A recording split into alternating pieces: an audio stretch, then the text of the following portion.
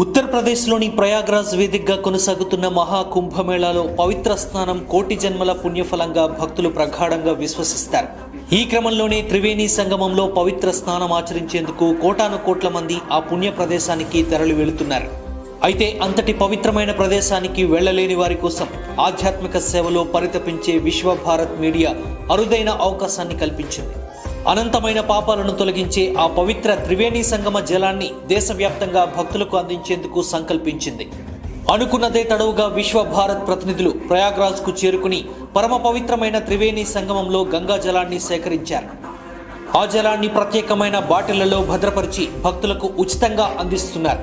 ఇక ఆ పవిత్ర జలాన్ని స్వీకరించిన భక్తులు అమితానందాన్ని వ్యక్తపరుస్తూ ఆధ్యాత్మికత విస్తృతికి విశ్వభారత్ అందిస్తున్న సేవలను కొనియాడుతున్నారు.